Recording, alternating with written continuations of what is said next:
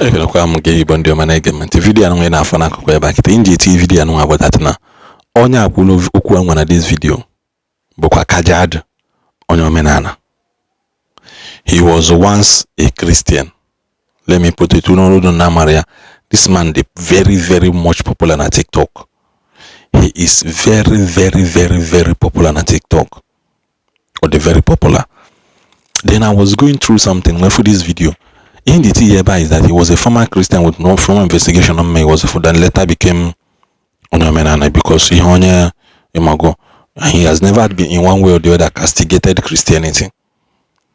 Nkonye na-eme daily. I need be Igbo before religion.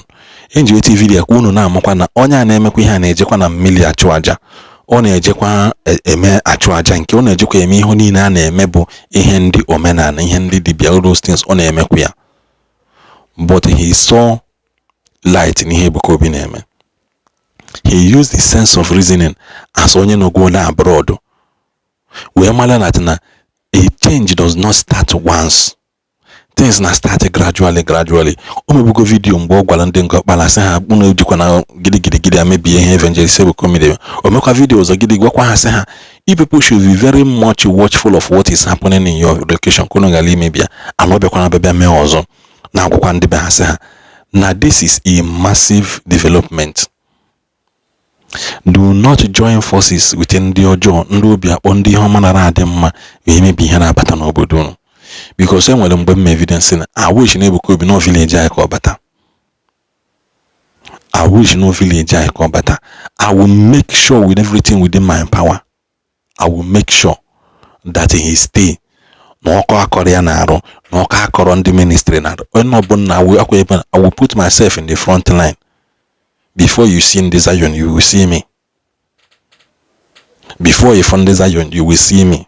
Before you fund the Zion members, before you will see me first.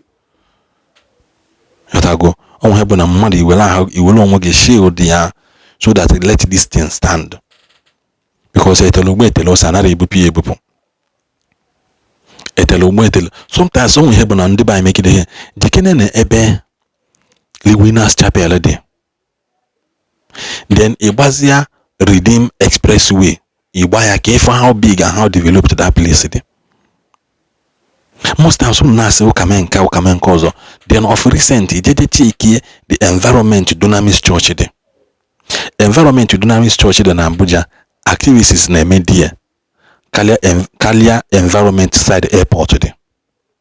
Go and take it kuno for ketano 100,000 capacity church can the winners na kwadi mebe check is able arc development ya bata there development na ga on there ndị robi ekwu na nwekwa ndị be ha nyelo mkpọtụ nwekwa ndị be ha pụta asị hey happy ha ya lolo ha uno ọgwụ factory and allo church they did not speak because nwanne gị lụọ church ejide ego hospital lụọ nwanne gị lụọ hospital ejide ego school lụọ nwanne gị lụọ school ejide ego ịgbapụ mmiri n'obodo gbapụ mmiri nwanne gị nwoke gbapụ mmiri ejide ego ilu ụzọ ịlụọ.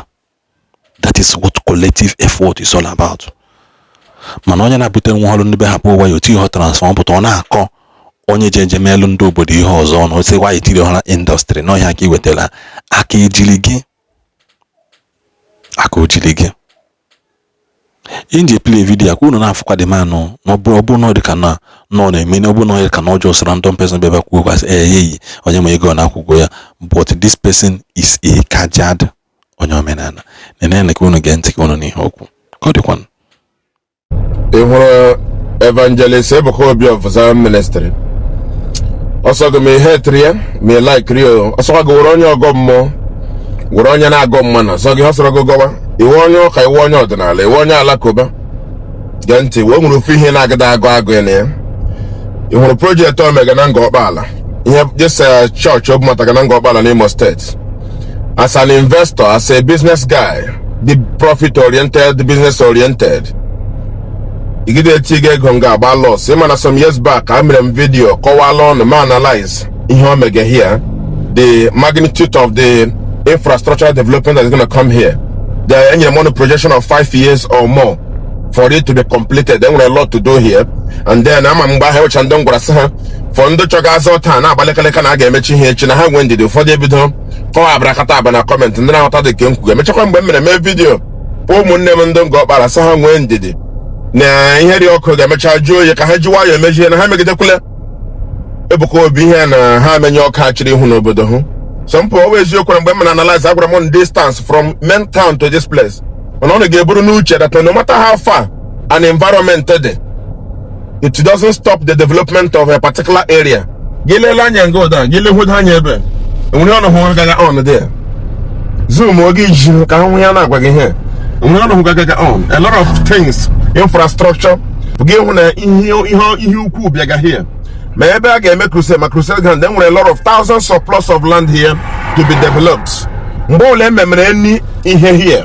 Gị hụ ratna mmanụ na-ejiga nnọọ ji n'ọnụ pete mpe fonye dị profit oriented fonye business oriented gị hụ na enwede gị tigire nga agaala nnọọ onye njire kele ụmụnne m ekpesa ọwa eziokwu nwa mmanụ emewule nwa mmụọ nwa mmụọ emewule nwa mmanụ mgbe ndị ụfọdụ ndị ngọ ọkpala wee gị iwe nwere ndị si n'ala ha enwere echiri nsị ha ji n'ụwa ya emejie ọ na-emenyekwa ọka abịaganụ because this is going to bring powerful development to this area isi ihe ka o were gawa Aba gị hụ ratna gị gbawa n'ụzọ na-agba n'ụzọ gị na-efe ọhịa ntịrị gị bata Abia State, give Humazi City. Maybe so don't be discouraged. Always joke at the distance from main town to this place, or the very, very long. But again, when I give Brumo to go Lagos, you get for the Gidor, or that's developed as VI, I think that's developed as Lekki. But I give a church use Origin 11. Rizia Lagos, give a plot of land, say, only can say, so don't be discouraged with the distance. A city can grow independent of Ebe Ginwegi Shabega. Also, Lagos, a city can develop on its own, independent of neighboring towns. So what is happening here is massive. Even sharp tagging here now, which I make crusade. I don't watch no children. I don't advertise now. Donate. On the manonia, when I'm on your ordinala, I'm on your gum. But at the end of the day, I'm if you're a business oriented person, he might be able to profit the galawa. You know, hotel here is going to sell. Every time I program my name and I can't make 100 days fasting. I don't run and debate what I for a fasting for my hand and this of the mega. But at the end of the day, I'm going to regular here. I have my money in this location, and for more 1 year we go do a job for it's a go here. You should understand. The going to make a gazala and cool governor. Then a governor go to preach. Gay gazala and a VI, ebe or Tadalamanke, ebe on your America. You want your lacoba. Oh, then go tell a refinery in Ibejuleki. Gay gazon in Ibejuleki. Then go tell a Muslim. So now the Guinea out on it would Muslim, but it's a good idea. So me warn you, come on yoka. If you have your seed, come here and sow it, build something, get a good return on investment. My colleagues, Ebuka Obi here, believe Chadam, what you Saga believe. Ebuka Obi here, made to Chadamania, miracle to the mania, prophecy to the mania. Oh, Kukum, you cook here and here. All the Habranga Beko. In him, I would go to Tiga and talking about a Gurabana, Babazanzam. Or will I wait here at that record? On no one children go take Ibejuleki. I know them the Muslim, don't go to the Muslim. So you believe in him or believe. So at the end of the day, do what is right and make your profit and step away. You have to go and care won't care in Ndigbo.